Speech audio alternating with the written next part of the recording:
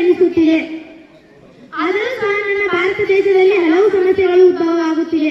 ಅವುಗಳೆಂದರೆ ಜಾತಿವಾದ, ಕೋಮುವಾದ, ಪ್ರಾದೇಶಿಕವಾದ. ಈ ಮೂರು ವಾದಗಳಷ್ಟೇ ಅಲ್ಲದೆ ಬಲಪಂಥ, ಎಡಪಂಥ, ಮಧ್ಯಮ ಪಂಥಗಳೆಂಬ ವಾದಗಳು ಸಹ ಕೇಳಿಸಿ ಬರುತ್ತವೆ. ಈ ಯಾವ ಪಂಥಗಳಿಗಿಂತಲೂ ಮನುಷ್ಯ ಪಂಥವೇ ದೊಡ್ಡದು. ಮನುಷ್ಯ ಮತ, ಈಶ್ವರಪಥ, ಸರ್ವೋದಯ, ಸಮನ್ವಯ, ಪೂರ್ಣದೃಷ್ಟಿ ಎಂಬುದು ಎಲ್ಲರ ಜೀವನದಲ್ಲಿ ಕೇಳಿ ಬರಬೇಕಾಗಿದೆ. ಮನುಷ್ಯ ಜಾತಿ ತಾನೊಂದೇವಲಂ ಎಂಬುದು ಎಲ್ಲರ ವೃತ್ತಿಯಾಗಬೇಕಾಗಿದೆ. ಅಂದು ಆ ಮಹಾನ್ ವೀರ ನಾಯಕರು ನಮ್ಮ ದೇಶಕ್ಕಾಗಿ ತ್ಯಾಗ ಬಲಿದಾನ ಮಾಡಿದ್ದರಿಂದ ಇನ್ನು ನಾವು ನೆಮ್ಮದಿಯಿಂದ ನಿದ್ರಿಸಿ ಊಟ ಮಾಡುತ್ತಿದ್ದೇವೆ.